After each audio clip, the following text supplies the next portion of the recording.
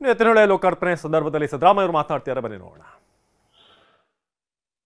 ರೈತ ಸಂಘದವರು ಆಮೇಲೆ ಮನವಿ ಕೊಡೋದಾದ್ರೆ ಆಮೇಲೆ ಕೊಡಬಹುದು, ಪ್ಲೀಸ್ ಕೂತ್ಕೊಳ್ಳಿ ದಯಮಾಡಿ. ಎಲ್ಲ ರೈತ ಸಂಘದವರೆಲ್ಲ ಕೂತ್ಕೊಳ್ಳಿ, ಮನವಿ ಸ್ವೀಕಾರ ಮಾಡಿ ಆಮೇಲೆ ನಾವು ಹೋಗೋದು ಇಲ್ಲಿಂದ. ನಡ್ರಿ.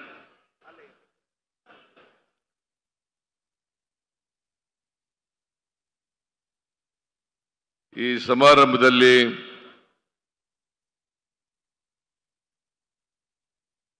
ಭಾಗವಹಿಸಿರ್ತಕ್ಕಂಥ ರಾಜ್ಯದ ಉಪಮುಖ್ಯಮಂತ್ರಿಗಳು, ಜಲಸಂಪನ್ಮೂಲ ಸಚಿವರು ಆದಂಥ ಶ್ರೀ ಡಿ.ಕೆ. ಶಿವಕುಮಾರ್ ಅವರೇ, ಮಾಜಿ ಮುಖ್ಯಮಂತ್ರಿಗಳಾದಂಥ ಶ್ರೀ ವೀರಪ್ಪ ಮೊಯ್ಲಿ ಅವರೇ, ಹಾಸನ ಜಿಲ್ಲೆಯ ಉಸ್ತುವಾರಿ ಸಚಿವರಾದಂಥ ಶ್ರೀ ಕೆ.ಎನ್. ರಾಜಣ್ಣ ಅವರೇ,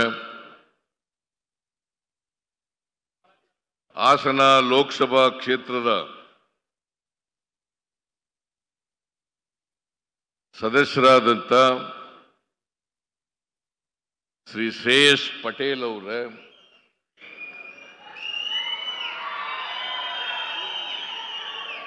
ಈ ಸಮಾರಂಭದ ಅಧ್ಯಕ್ಷತೆ ವಹಿಸಿರ್ತಕ್ಕಂಥ ಸಕಲೇಶಪುರ ವಿಧಾನಸಭಾ ಕ್ಷೇತ್ರದ ಶಾಸಕರು ಆದಂಥ ಸಿಮೆಂಟ್ ಮಂಜುನಾಥ್ ಅವರೇ, ಎಲ್ಲ ಸಚಿವರಾದಂಥ ನನ್ನ ಸಹೋದ್ಯೋಗಿ ಮಿತ್ರರೇ, ಶಾಸಕ ಮಿತ್ರರೇ, ಮಾಜಿ ಶಾಸಕರುಗಳೇ,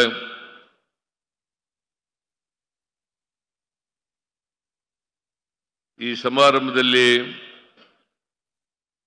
ಭಾಗವಹಿಸಿರ್ತಕ್ಕಂಥ ಇತರ ಎಲ್ಲ ಆಹ್ವಾನಿತ ಗಣ್ಯರೇ, ನೀರಾವರಿ ಇಲಾಖೆಯ ಎಲ್ಲ ಹಿರಿಯ ಕಿರಿಯ ಅಧಿಕಾರಿ ಸ್ನೇಹಿತರೇ, ಇಲ್ಲಿ ಆಗಮಿಸಿರ್ತಕ್ಕಂಥ ಎಲ್ಲ ಆತ್ಮೀಯ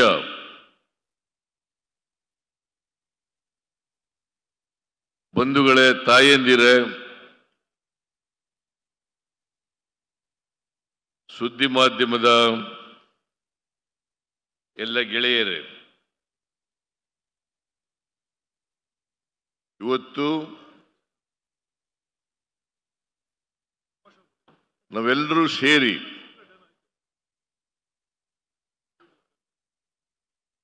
ಎತ್ತಿನ ಹೊಳೆ ಸಮಗ್ರ ಕುಡಿಯುವ ನೀರಿನ ಯೋಜನೆಯನ್ನ ಮೊದಲನೇ ಹಂತದ ಕಾರ್ಯಕ್ರಮವನ್ನ ಉದ್ಘಾಟನೆ ಮಾಡಿದ್ದೇವೆ.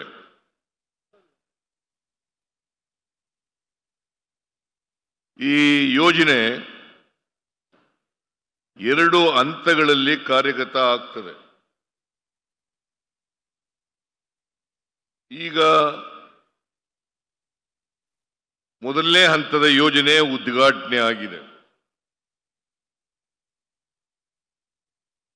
2ನೇ ಹಂತದ ಯೋಜನೆ ಪ್ರಾರಂಭ ಆಗಿ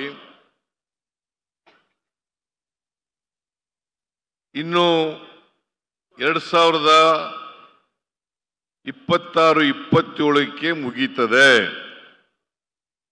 ನಾನು ಬಹಳ ಸ್ಪಷ್ಟವಾಗಿ ಹೇಳ್ತೇನೆ, ಈ ಕಾರ್ಯಕ್ರಮ ಪೂರ್ಣಗೊಳ್ಳುತ್ತದೆ. ಯಾರೂ ಕೂಡ ಈ ಕಾರ್ಯಕ್ರಮದ ಬಗ್ಗೆ ಸಂಶಯ ಇಟ್ಕೊಳ್ಳಬಾರದು. ಯಾಕೆ ಈ ಮಾತನ್ನ ಹೇಳ್ತಾ ಇದ್ದೀನಿ ಅಂತಂದ್ರೆ, ಕೆಲವರು ಜನರಲ್ಲಿ ಅನುಮಾನವನ್ನ ಸಂಶಯವನ್ನ ಹುಟ್ಟುಹಾಕ್ಲಿಕ್ಕೆ ಪ್ರಯತ್ನವನ್ನ ಮಾಡ್ತಾ ಇದ್ದಾರೆ. ಅವೆಲ್ಲವೂ ಕೂಡ ಆಧಾರರಹಿತವಾದಂತ ಜನರನ್ನ ತಪ್ಪುದಾರಿಗೆಳಿತಕ್ಕಂಥ ಪ್ರಯತ್ನವೇ ಹೊರತು ಯಾವುದು ಕೂಡ ಸತ್ಯ ಇಲ್ಲ. ಈಗ ನೀವೆಲ್ಲ ಕಣ್ಣಾರೆ ನೋಡಿದ್ದೀರಿ, ನಾವೆಲ್ಲ ಕಣ್ಣಾರೆ ನೋಡಿದ್ದೀವಿ. ಇವತ್ತು ಮೊದಲನೇ ಹಂತದ ಯೋಜನೆ ಮುಗಿದಿದೆ. ನನಗೆ ಬಹಳ ಸಂತೋಷ ಆಗ್ತಾ ಇದೆ. ಯಾಕಪ್ಪ ಅಂತಂದ್ರೆ ಈ ಎತ್ತಿನ ಹೊಳೆ ಯೋಜನೆಯನ್ನ ಭೂಮಿ ಪೂಜೆ ಮಾಡಿದ್ದು ನಾನೇ. ಅವತ್ತು ಜಲಸಂಪನ್ಮೂಲ ಸಚಿವರಾಗಿದ್ದವರು MB ಪಾಟೀಲ್. ಚಿಕ್ಕಬಳ್ಳಾಪುರದಲ್ಲಿ ಉದ್ಘಾಟನೆ ಆಯಿತು, ಶಂಕುಸ್ಥಾಪನೆ ಆಯಿತು. ಶಂಕುಸ್ಥಾಪನೆ, ಭೂಮಿ ಪೂಜೆ. ಆಗ ಮೊಯ್ಲಿಯವರು ಲೋಕಸಭಾ ಸದಸ್ಯರಾಗಿದ್ದರು, ಚಿಕ್ಕಬಳ್ಳಾಪುರ ಲೋಕಸಭಾ ಸದಸ್ಯರಾಗಿದ್ದರು. ಯಾಕೆ ಮುನಿಯಪ್ಪನವ್ರಿಗೆ ನೀವು ಸ್ವಲ್ಪ ಸಹನೆ ಕಳ್ಕೊಬಿಡ್ತೀರಲ್ಲ? ಎಲ್ಲ ಹೇಳ್ತೀನಿ, ಸ್ವಲ್ಪ ಇರ್ರಿ. You are losing your temper unnecessarily.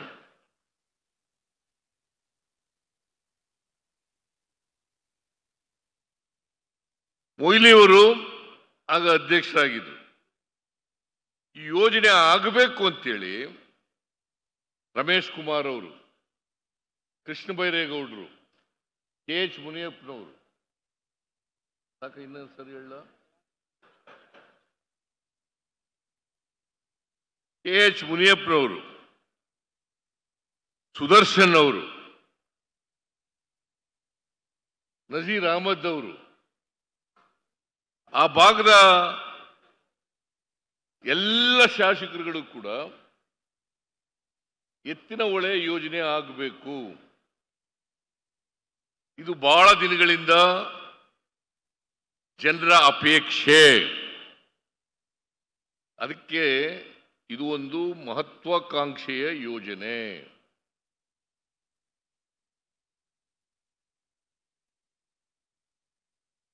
ಈ ಯೋಜನೆ ಇದೆಯಲ್ಲ, ಇದನ್ನ ಬಿಜೆಪಿ ಸರ್ಕಾರ ಇದ್ದಾಗಲೇ ರೂಪಿಸಿದ್ರು. ಆದರೆ ಭೂಮಿ ಪೂಜೆ ಮಾಡಿದ್ದು ನಾವು, ಹಣ ಕೊಟ್ಟಿದ್ದು ನಾವು, ಟೆಂಡರ್ ಕರೆದದ್ದು ನಾವು. ಇಲ್ಲೇ MB ಪಾಟೀಲ್ ಇದ್ದಾರೆ, ಮೊಯ್ಲಿ ಅವರು ಇದ್ದಾರೆ, KH ಮುನಿಯಪ್ಪ ಇದ್ದಾರೆ,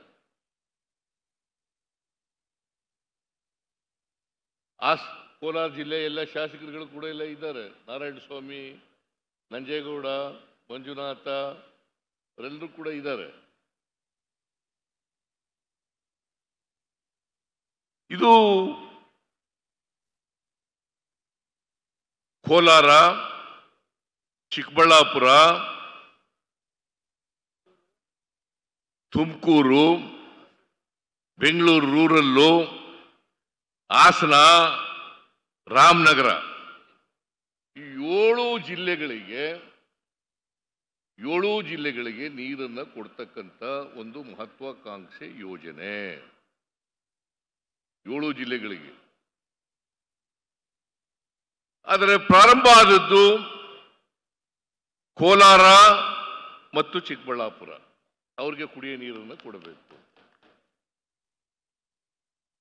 ಕೋಲಾರ ಮತ್ತು ಚಿಕ್ಕಬಳ್ಳಾಪುರ, ಆಮೇಲೆ ತುಮಕೂರು, ಆಮೇಲೆ ಈ ಶಿವಲಿಂಗೇಗೌಡ ಇದಾನಲ್ಲ, ಅರಸೀಕೆರೆಗೆ ನಮಗೂ ಬೇಕು, ಕೆರೆಗಳು ತುಂಬಿಸ್ಬೇಕು ಅಂತೇಳಿ ಶಿವಲಿಂಗೇಗೌಡ, ಹಾಸನ ಜಿಲ್ಲೆ, ಬೆಂಗಳೂರು ಗ್ರಾಮಾಂತರ, ಆಮೇಲೆ ಚಿಕ್ಕಮಗಳೂರು,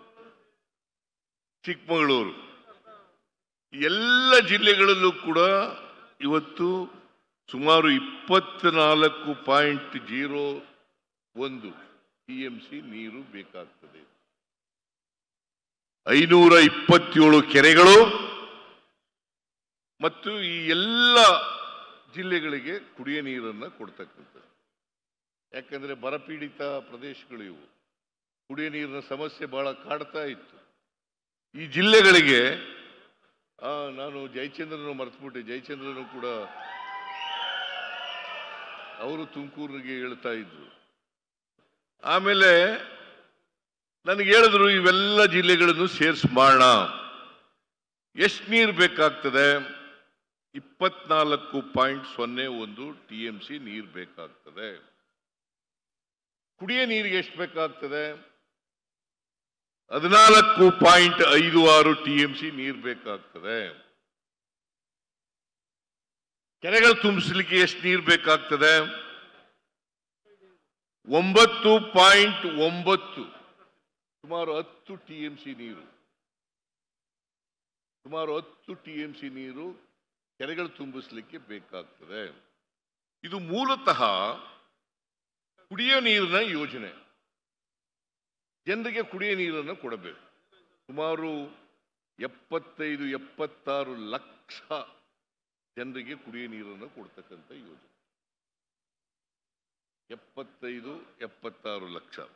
ನಾನು ಮೊನ್ನೆ ಪತ್ರಿಕೆಯಲ್ಲಿ ಬಂದ ಮೇಲೆ ಕೆಲವರೆಲ್ಲ ಕೃಷ್ಣ ಬೈರೇಗೌಡ, ಈ ಮುನಿಯಪ್ಪ, ಇವರೆಲ್ಲ ನಮಗೆ ನೀರು ಸಿಕ್ಕೋದಿಲ್ಲ, ಕೋಲಾರಕ್ಕೆ ಸಿಕ್ಕೋದಿಲ್ಲ ನೀರು, ಚಿಕ್ಕಬಳ್ಳಾಪುರಕ್ಕೆ ಸಿಕ್ಕೋದಿಲ್ಲ ಕುಡಿಯ ನೀರು ಅಂತೆಲ್ಲ ಸಂಶಯವನ್ನು ವ್ಯಕ್ತ ಮಾಡಿದ್ರು. ಅದಕ್ಕೆ ನಾನು ನಮ್ಮ MD ವಿಶ್ವೇಶ್ವರಯ್ಯ ಅಭಿವೃದ್ಧಿ ನಿಗಮದ MDಯನ್ನು ಕರೆದು ಮಾತಾಡಿದೆ, ಚರ್ಚೆ ಮಾಡಿದೆ. ಈ 10 ವರ್ಷ ಆಯ್ತು ಪ್ರಾರಂಭ ಮಾಡಿ. ಯಾಕಂದ್ರೆ 2014ರಲ್ಲಿ ನಾವು ಭೂಮಿ ಪೂಜೆ ಮಾಡಿದ್ದು, ಇವತ್ತು 2024ರಲ್ಲಿ. ಈ 10 ವರ್ಷದಲ್ಲಿ ಎಷ್ಟು ನೀರು ಹೋಗಿದೆ, ಎಷ್ಟು ನೀರು ಸಿಕ್ಕಿದೆ? ಅವ್ರು ಹೇಳಿದ್ರು, MD ಹೇಳಿದ್ರು, ಸುಮಾರು ಸರಾಸರಿ 19 TMC ನೀರು ಸಿಕ್ಕಿದೆ. ಕುಡಿಯ ನೀರಿಗೆ ಎಷ್ಟು ಬೇಕಾಗಿರೋದು? 14 TMC. ಮತ್ತೆ ಕುಡಿಯ ನೀರಿಗೆ ನಿಮ್ಗೆ ಯಾಕೆ ತೊಂದರೆ? ಕೋಲಾರದವ್ರಿಗೆ ಯಾಕೆ ಸಂಶಯ ಮಾಡ್ತೀರಿ?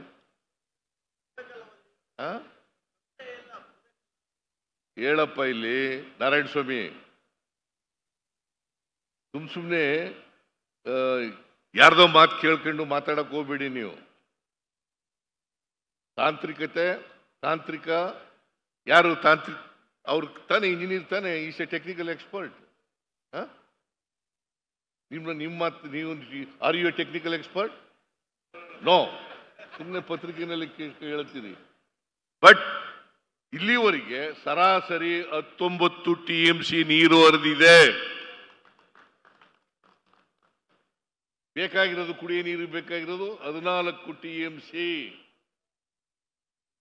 ಆದರೆ ಇನ್ನೂ 5 TMC ನೀರು ಬೇಕು. 10 ವರ್ಷದಲ್ಲಿ 24 TMC ಬದಲು 19 TMC ನೀರು. ಅದಕ್ಕೆ ಕೆಳಗಡೆ ಇರ್ತಕ್ಕಂಥ ಹಳ್ಳಿಗಳಿಂದ ನೀರು ಸಿಗ್ತದೆ ಅಂತಕ್ಕಂಥ ನಮಗೆ ಈಗ ಸರ್ವೆ ಮಾಡಕ್ಕೆ ಹೇಳಿದ್ದೀನಿ ನಾನು. DK ಶಿವಕುಮಾರ್ ಕೂಡ ಸರ್ವೆ ಮಾಡಕ್ಕೆ ಹೇಳಿದ್ದಾರೆ.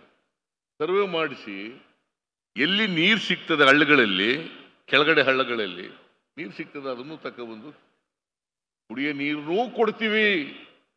ಕೋಲಾರ ಚಿಕ್ಕಬಳ್ಳಾಪುರಕ್ಕೆ ಯಾರು ಕೂಡ ಸಂಶಯ ಪಟ್ಟಿಗೆಬೇಕಾದಂತ ಅಗತ್ಯ ಇಲ್ಲ. ಎಷ್ಟೇ ದುಡ್ಡು ಖರ್ಚಾಗಲಿ ಕುಡಿಯ ನೀರನ್ನು ಕೊಡ್ತೀವಿ.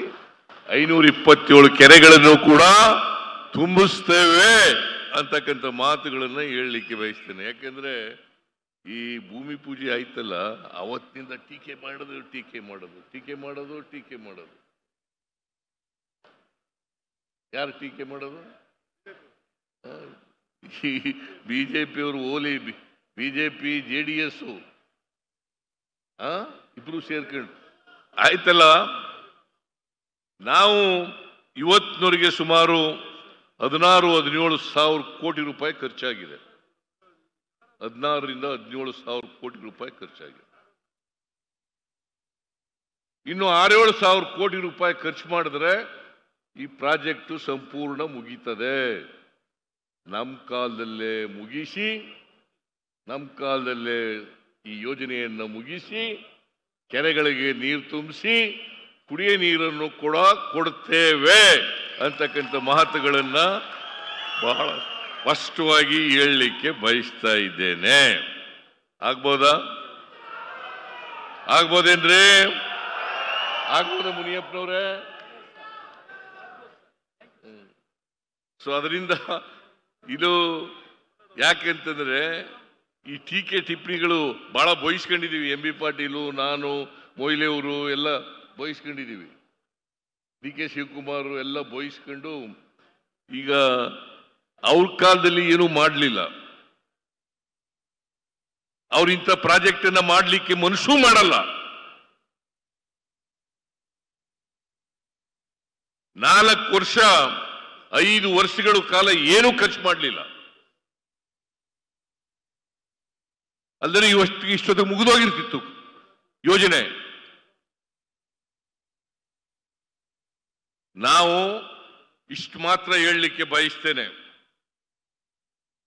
ಈ ಎತ್ತಿನ ಏಳು ಯೋಜನೆಯನ್ನ ಸಂಪೂರ್ಣ ಮಾಡಿ ನಾವು ಯಾವ ಉದ್ದೇಶಿತ ಹಳ್ಳಿಗಳಿಗೆ ಕುಡಿಯ ನೀರು ಕೊಡ್ತೀವಿ, ಯಾವ ಜಿಲ್ಲೆಗಳಿಗೆ ಕೊಡ್ತೀವಿ, ಯಾವ ಕೆರೆಗಳಿಗೆ ನೀರು ತುಂಬಿಸ್ತೀವಿ ಅಂತ ಹೇಳಿದ್ದು ಅವೆಲ್ಲವನ್ನು ಕೂಡ ಮಾಡೇ ತೀರ್ತೀವಿ. ಅದು ಸಾಧ್ಯ ಅಂತಕ್ಕಂಥ ಮಾತುಗಳನ್ನ ಹೇಳಲಿಕ್ಕೆ ಬಯಸ್ತಾ ಇದ್ದೇನೆ. ಅದರಿಂದ ಯಾರು ಟೀಕೆ ಮಾಡ್ತಾರೆ, ನಮ್ಮ ಡಿ ಕೆ ಶಿವಕುಮಾರ್ ಒಂದು ಮಾತು ಹೇಳ್ತಾ ಇರ್ತಾರೆ, ಟೀಕೆಗಳು ಸಾಯ್ತವೆ, ಮಾಡಿದ ಕೆಲಸಗಳು ಉಳಿತವೆ. ಯಾವಾಗಲೂ ಡಿ ಕೆ ಶಿವಕುಮಾರ್ ಹೇಳೋದು ಇದು. ಟೀಕೆಗಳು ಸಾಯ್ತವೆ, ಮಾಡದಂತ ಸಾಧನೆಗಳು ಉಳಿತವೆ. ಅದರಿಂದ ನಮ್ಮದು ಅದೆಲ್ಲ ಉದ್ದೇಶ. ಈ ನಾಡಿನ ಜನರಿಗೆ ನೀರು ಕೊಡಬೇಕು, ಕುಡಿಯ ನೀರು ಕೊಡಬೇಕು ಅಂತಕ್ಕಂಥದ್ದು ನಮ್ಮ ಉದ್ದೇಶ. ನಾವು ಮಾಡಿರ್ತಕ್ಕಂಥ ಅನೇಕ ಕಾರ್ಯಕ್ರಮಗಳಿದಾವಲ್ಲ, ಈ ನಾಡಿನ ಬಡವರು, ಈ ನಾಡಿನ ರೈತರು, ಈ ನಾಡಿನ ದಲಿತರು, ಈ ನಾಡಿನ ಹಿಂದುಳಿದವರು, ಈ ನಾಡಿನ ಅಲ್ಪಸಂಖ್ಯಾತರು, ಅವ್ರು ಯಾರು ಕೂಡ ಆರ್ಥಿಕವಾಗಿ ಸಾಮಾಜಿಕವಾಗಿ ತೊಂದರೆಯನ್ನ ಅನುಭವಿಸಬಾರದು, ಮೂಲ ಸೌಕರ್ಯಗಳಿಂದ ವಂಚಿತರಾಗಬಾರದು. ಅದನ್ನ ಮಾಡ್ತಕ್ಕಂಥ ಕೆಲಸವನ್ನ ನಾವು ಮಾಡೇ ತೀರ್ತೀವಿ. ಇದು ನಮ್ಮ ಬದ್ಧತೆ ಅಂತಕ್ಕಂಥ ಮಾತುಗಳನ್ನ ಈ ಸಂದರ್ಭದಲ್ಲಿ ಹೇಳಲಿಕ್ಕೆ ಬಯಸ್ತಾ ಇದ್ದೇನೆ. ಅದರಿಂದ ಸಮಯ ಆಗಿರೋದ್ರಿಂದ ನಾನು ಹೆಚ್ಚು ಮಾತಾಡ್ಲಿಕ್ಕೆ ಹೋಗಲ್ಲ, ರಾಜಕೀಯನೂ ಕೂಡ ಜಾಸ್ತಿ ಮಾತಾಡಕ್ಕೆ ಹೋಗಲ್ಲ. ಇಷ್ಟು ಮಾತ್ರ ಹೇಳ್ತೇನೆ, 5 TMC ಏನು ಡಿಫಿಸಿಟ್ ಇದೆ ನಮ್ಮ 10 ವರ್ಷಗಳಲ್ಲಿ ಅವರೇಜು, ಆ ನೀರನ್ನು ಕೂಡ ಕೆಳಗಡೆ ಇಂದ ಎತ್ತಿ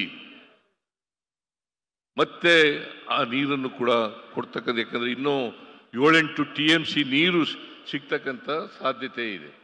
ಆ 7-8 TMC ನೀರು ಸಿಕ್ಕೋದ್ರಿಂದ ಯಾರಿಗೂ ತೊಂದರೆ ಆಗಲ್ಲ.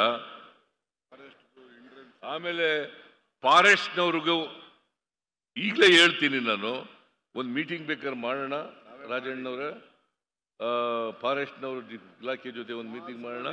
ಯಾವ ಕಾರಣಕ್ಕೂ ತೊಂದರೆ ಕೊಡಕ್ ಕೂಡುದು. ಕುಡಿಯ ನೀರಿನ ಪ್ರಾಜೆಕ್ಟ್ ಇದು, ಕುಡಿಯ ನೀರಿನ ಪ್ರಾಜೆಕ್ಟ್ಗೆ ಯಾವುದೇ ತೊಂದರೆ. ಈಗೆಲ್ಲ ಬಗೆಹರಿಸಿದೀವಿ. ಭೂಮಿ ತಗೊಳ್ತಕ್ಕಂಥದ್ದು, ಅಕ್ವಿಷನ್ ಮಾಡ್ಕೊಳ್ಬೇಕಾದ್ರೆ ತೊಂದರೆ ಆಗ್ತದೆ ಅಂತೇಳಿ ನೇರವಾಗಿ ಮಾಡಿದ್ದೀವಿ.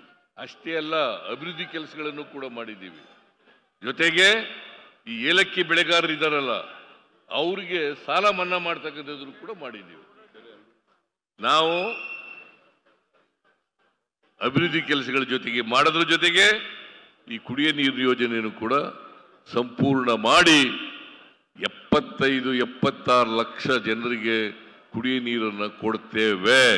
ಇದು ಒಂದು ಮಹತ್ವಾಕಾಂಕ್ಷೆಯ ಯೋಜನೆ ಅಂತಕ್ಕಂಥ ಮಾತುಗಳನ್ನು ಹೇಳಿ ನಿಮ್ಗೆಲ್ಲ ಇವತ್ತು ಡಿ ಕೆ ಶಿವಕುಮಾರ್ ಪಾಪ ನೆನ್ನೆನೆ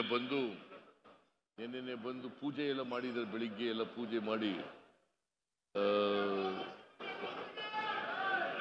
ಡಿ ಕೆ ಶಿವಕುಮಾರ್ ಶಾಸ್ತ್ರೋಕ್ತವಾಗಿ ಇವತ್ತು ಅವರ ಮುಂದಾಳತ್ವದಲ್ಲಿ ಉದ್ಘಾಟನೆ ಆಗಿದೆ. ನಾವು ಅತ್ಯಂತ ಸಂತೋಷದಿಂದ ಉದ್ಘಾಟನೆ ಮಾಡಿದ್ದೀವಿ. ನಿಮ್ಮೆಲ್ರಿಗೂ ನಮಸ್ಕಾರ. ಜೈ ಹಿಂದ್, ಜೈ ಕರ್ನಾಟಕ. ಮಾನ್ಯ ಮುಖ್ಯಮಂತ್ರಿಗಳು ನುಡಿದಂತೆ ನಡೆಯುವ ಮುಖ್ಯಮಂತ್ರಿಗಳು, ಅವರ ಕಾರ್ಯವೈಖರಿಗೆ ಅಭಿನಂದನೆಗಳನ್ನ ಸಲ್ಲಿಸೋಣ. ಜೊತೆಗೆ ಇರ್ರಿ, ಸ್ವಲ್ಪ ಇಂಜಿನಿಯರ್ಗಳಿಗೆ ಕಾಂಟ್ರಾಕ್ಟರ್ಗಳಿಗೆ ಸನ್ಮಾನ ಮಾಡಬೇಕು.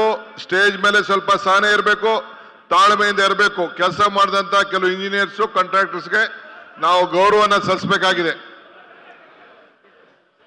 ಬಂಧುಗಳೇ, ಮಾನ್ಯ ಮುಖ್ಯಮಂತ್ರಿಗಳಿಗೆ ವಿಶ್ವೇಶ್ವರಯ್ಯ ಜಲ ನಿಗಮ ನಿಯಮಿತದಿಂದ ನೆನಪಿನ ಕಾಣಿಕೆ ಅಂದರೆ ಎತ್ತಿನ ಬಂಡಿಯ ಜೊತೆಗೆ ಜೋಡೆತ್ತನ ನೀಡಿ, ಇದು ಜೋಡೆತ್ತಿನ ಸರ್ಕಾರ. ಸನ್ಮಾನ್ಯ ಮುಖ್ಯಮಂತ್ರಿಗಳಾದ ಶ್ರೀ ಸಿದ್ದರಾಮಯ್ಯನವರು, ಉಪಮುಖ್ಯಮಂತ್ರಿಗಳಾದ ಡಿ.ಕೆ. ಶಿವಕುಮಾರ್ ಅವರು ಜೊತೆಯಾಗಿ ಮುನ್ನಡೆಸಬೇಕು. ಈ ಕಾರ್ಯಯೋಜನೆ ಸಾಕಾರಗೊಳ್ಳಬೇಕಾದ್ರೆ, ಈ ಕುಡಿಯುವ ನೀರಿನ ಯೋಜನೆ ಸಂಪೂರ್ಣವಾಗಬೇಕಾದ್ರೆ ಎನ್ನುವಂತಹ ಆಶಯವನ್ನು ವ್ಯಕ್ತಪಡಿಸಿದ್ದಾರೆ. ನಮ್ಮ ಸ್ಥಳೀಯ ಶಾಸಕರಾದಂತ ಅಧ್ಯಕ್ಷತೆ ವಹಿಸತಕ್ಕಂತ ನಮ್ಮ ಸಿಮೆಂಟ್ ಮಂಜೂರ್ ಅವರು ಒಂದೆರಡು ನಿಮಿಷ ಮಾತಾಡ್ತಾರೆ. ಯಾರ ಹೆಸರು ತಗೋಬಿಡಿ.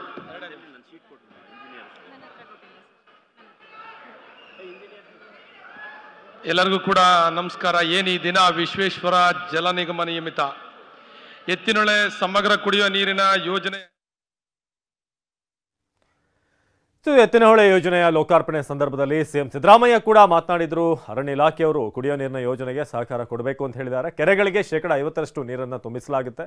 ಬಹಳ ಮಹತ್ವಾಕಾಂಕ್ಷಿಯಾದಂಥ ಯೋಜನೆ ಇದು, ವೀರಪ್ಪ ಮೊಯ್ಲಿ ಅವರ ಕನಸು.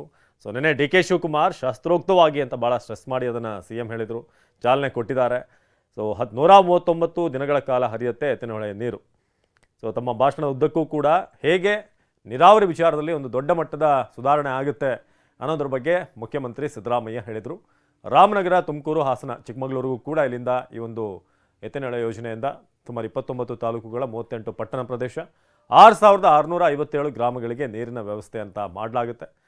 ಕಳೆದ 10 ವರ್ಷಗಳಲ್ಲಿ ಯಾವುದೇ ಯೋಜನೆಗಳನ್ನು ಕೂಡ ಮಾಡಿಲ್ಲ, ನಾವು ಕೈಗೊಂಡಂಥ ಯೋಜನೆ ಮಾಡೇ ತೀರ್ತೇವೆ ಅಂತ ಸಿದ್ದರಾಮಯ್ಯ ಹೇಳಿದರು. 24 TMC ನೀರು ಎತ್ತುವಂಥ ಎತ್ತಿನಹೊಳೆ ಯೋಜನೆ, ಹಾಗೆ ಈ ಸರ್ಕಾರದ ಸಾಧನೆಗಳು ಏನು, ಮುಂದಿನ ವಿಷನ್ ಏನು ಅನ್ನೋದ್ರ ಬಗ್ಗೆ ಕೂಡ ಹೇಳಿದರು. ಒಟ್ಟು ವೆಚ್ಚ 23,252 ಕೋಟಿ ಎತ್ತಿನಹೊಳೆ ಯೋಜನೆ ಏನಿದೆ. ಇದಕ್ಕೆ ಸಂಬಂಧಪಟ್ಟ ಹಾಗೆ ನಾಡಿನ ಬಡವರು, ರೈತರು, ಹಿಂದುಳಿದ ವರ್ಗದವರು ಏನಿದ್ದಾರೆ ಇವರೆಲ್ಲರಿಗೂ ಕೂಡ ಅಲ್ಪಸಂಖ್ಯಾತರು ಮೂಲಸೌಕರ್ಯದಿಂದ ವಂಚಿತರಾಗಬಾರ್ದು ಅಂತ ಮುಖ್ಯಮಂತ್ರಿಗಳು ತಮ್ಮ ಭಾಷಣದಲ್ಲಿ ಹೇಳಿದರು. ಇದು ಸದ್ಯಕ್ಕೆ ಎತ್ತಿನಹೊಳೆ ಲೋಕಾರ್ಪಣೆಯ ಸಂದರ್ಭದಲ್ಲಿ ಸಿಎಂ ಸಿದ್ದರಾಮಯ್ಯ ಹೇಳಿದಂಥ ಮಾತು. ನೀರು ಸಿಗೋ ಬಗ್ಗೆ ಯಾರೂ ಕೂಡ ಚಿಂತೆ ಮಾಡಬೇಡಿ ಅನ್ನೋ ಒಂದು ಧೈರ್ಯವನ್ನು ಕೂಡ ತುಂಬಿದ್ರು. ಇನ್ನು ಅರಣ್ಯ ಇಲಾಖೆಯಿಂದ ಏನು ಒಂದು ಮೀಟಿಂಗ್ ಆಗಬೇಕಾಗಿದೆ, ಅವ್ರ ಜೊತೆನೂ ಕೂಡ ಜೊತೆಯಾಗಿ ಹೋಗಬೇಕಾಗಿದೆ. ಇಂಥ ಯೋಜನೆಗಳಿಗೆ ಖರ್ಚು ಮಾಡುವಂಥ ಅಗತ್ಯ ಇದೆ. ಆದರೆ ಕಳೆದ 10 ವರ್ಷಗಳಲ್ಲಿ ಯಾವುದೇ ಅಂಥ ಯೋಜನೆ ಮಾಡಿಲ್ಲ. ಹಿಂದೆ ಇದ್ದಂಥ ಮೈತ್ರಿ ಸರ್ಕಾರ ಏನಿತ್ತು ಆ ಸಂದರ್ಭದಲ್ಲೂ ಕೂಡ ಹಾಗೆ ಈಗ ನಾವು ಬಂದ ಮೇಲೆ ಮಾಡ್ತಾ ಇದ್ದೀವಿ ಅನ್ನೋ ಅರ್ಥದಲ್ಲಿ ಮುಖ್ಯಮಂತ್ರಿಗಳು ಹೇಳಿದರು. ದೃಶ್ಯಗಳಲ್ಲಿ ನೀವು ನೋಡ್ತಿರೋ ಹಾಗೆ ಇವತ್ತು ಲೋಕಾರ್ಪಣೆ ಆದಂಥ ಸಂದರ್ಭ. ನೀರಾವರಿ ಇಲಾಖೆ ಮತ್ತು ಸರ್ಕಾರದಲ್ಲಿ ಇವತ್ತೊಂದು ಐತಿಹಾಸಿಕವಾದಂತ, ಒಂದು ಪವಿತ್ರವಾದಂತ, ಮಹತ್ವವಾದಂತ ದಿನ ಅಂತೇಳಿ ನಾನಂತೂ ಭಾವಿಸ್ಕೊಂಡಿದ್ದೇನೆ. ಗೌರಿ ಹಬ್ಬ ಗಂಗೆಯನ್ನ ಬಾಗಿಲ ಹರಿಸುವಂತ ಒಂದು ಪವಿತ್ರವಾದಂತ ದಿನ. ನಾವು ಗಂಗಾ ಮಾತೆ ಗೌರಿ ಹಬ್ಬ ಒಂದು ಈ ಗಟ್ಟಿ ಹತ್ತಿ ಇಳಿತಿದ್ದಾಳೆ ಗಂಗೆ. ಇವತ್ತು ಒಂದು ದೊಡ್ಡ ಸಾಧನೆಗೆ ನಾವೆಲ್ಲ ಕೈ ಹಾಕಿದೋ. ಗಂಗಾ ಮಾತೆ ಗುಡ್ಡ ಬೆಟ್ಟಗಳನ್ನ ಇಳಿದು ಬಯಲುಸೀಮೆ ಕಡೆಗೆ ಹರಿತಿದ್ದಾಳೆ. ಇವತ್ತು ಇಂಥ ಗಂಗೆನ ಗೌರಿನ ಇಬ್ಬರನ್ನು ಕೂಡ ನಾವು ಒಂದು ಮಾಡಿ ಈ ಪವಿತ್ರವಾದ ದಿನ ನಾವು ಆಯ್ಕೆಯನ್ನು ನಾವು ಮಾಡಿದ್ದೇವೆ.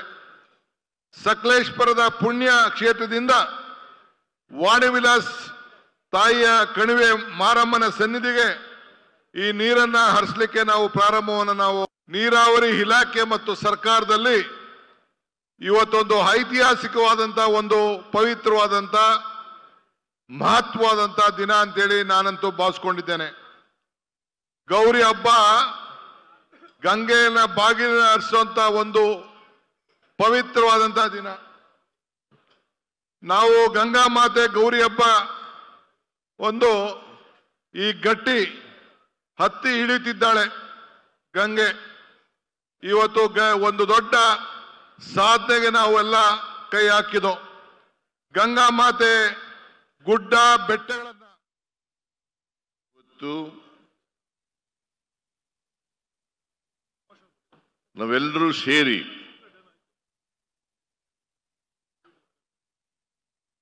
ಎತ್ತಿನ ಹೊಳೆ ಸಮಗ್ರ ಕುಡಿಯುವ ನೀರಿನ ಯೋಜನೆಯನ್ನ ಮೊದಲನೇ ಹಂತದ ಕಾರ್ಯಕ್ರಮವನ್ನ ಉದ್ಘಾಟನೆ ಮಾಡಿದ್ದೇವೆ.